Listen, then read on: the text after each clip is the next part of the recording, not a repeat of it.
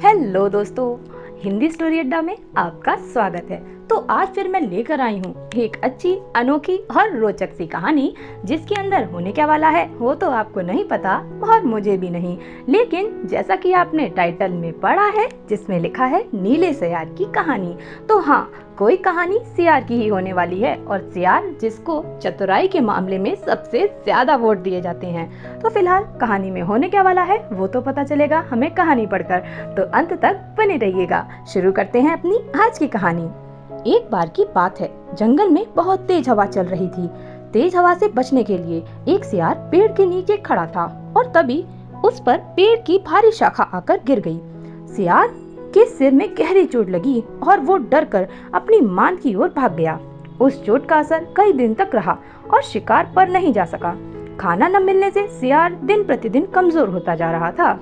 एक दिन उसे बहुत तेज भूख लगी थी और उसे अचानक एक हिरन दिखाई दिया। सियार उसका शिकार करने के लिए बहुत दूर तक हिरन के पीछे दौड़ा, लेकिन वह बहुत जल्दी थक गया और हिरन को नहीं मार पाया। सियार पूरे दिन भूखा प्यासा जंगल में भटकता रहा, लेकिन उसे कोई मरा जानवर भी नहीं मिला जिससे वह अपना पेट भर सके। जंगल से निराश होकर सियार ने गांव की ओर जाने की ठानी। सियार को उम्मीद थी कि गांव में उसे कोई बकरी या मुर्गी का बच्चा मिल जाएगा जिसे खाकर वह अपनी रात काट लेगा। गांव में सियार अपना शिकार ढूंढ रहा था, लेकिन तभी उसकी नजर कुत्तों के झुंड पर पड़ी जो उसकी ओर आ रहे थे। सियार को कुछ समझ में नहीं आया और वो धोबियों की बस्ती की ओर दौड़ने लगा। कुत्ते लगातार भौंक रहे थे और सियार का पीछा कर रहे थे। सियार को जब कुछ समझ नहीं आया तो वह धोबी के उस ड्रम में जाकर छुप गया जिसमें नील घुला हुआ था। सियार को न पाकर कुत्तों का झुंड वहां से चला गया। बेचारा सियार पूरी रात उस नील के ड्रम में छुपा रहा। सुबह सवेरे जब वह ड्रम से बाहर आया तो उसने देखा कि उसका पूरा शरीर नीला हो गया है।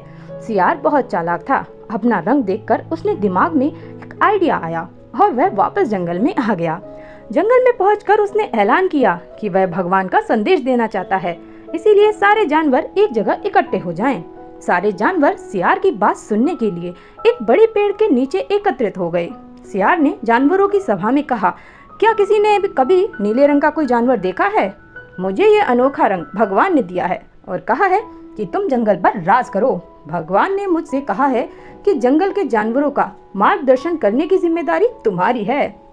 सभी जानवर सियार की बात मान गए। सब एक स्वर में बोले, कहिए, महाराज का आदेश है। सियार ने कहा, सारे सियार जंगल से चले जाएं, क्योंकि भगवान ने कहा है कि सियारों की वजह से इस जंगल पर बहुत बड़ी आपदा आने वाली है।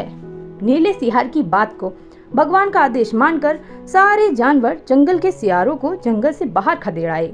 ऐसा नीले सियार ने इसीलिए किया क्योंकि अगर सियार जंगल में रहती तो उसकी पोल खुल सकती थी। अब नीला सियार जंगल का राजा बन चुका था। मोर उसे पंखा जलाते और बंदर उसके पैर दबाते। सियार का मन किसी जानवर को खाने का करता तो वह उसकी बलि मांग लेता। अब सियार कहीं नहीं जाता था, हमेशा अपनी शाही मांद में बैठा रहता था और सारे जानवर उसकी सेवा में लगे रहते थे। एक दिन चांदनी रात में सियार को प्यास लगी। वह मांद से बाहर आया तो उसे सियारों की आवाज सुनाई दी जो दूर कहीं बोल रहे थे। रात को सियार हू हू की आवाज करते हैं क्योंकि ये उनकी आदत होती है। नीला सियार भी अपनी आप को रोक न सका। उसने भी जोर जोर से बोलना शुरू कर दिया। शोर सुनकर आसपास के सभी जानवर जाग गए। उन्होंने नीले सियार को हू हू की आवाज निकालते हुए देखा। तब उन्हें पता चला कि ये एक सियार है और इसने हमें बेवकूफ बनाया है। अब नीले सियार की पोल खुल चुकी थी। यह पता चलते ही सारे जानवर उस पर टूट पड़े और उसे मार डाला। तो दोस्तों, बताओ आज की कहानी से आपको क्या सीख मिलती है? मुझे तो लगता है हमें कभी झूठ नहीं बोलना चाहिए। एक ना एक दिन पोल खुल ही जाती है।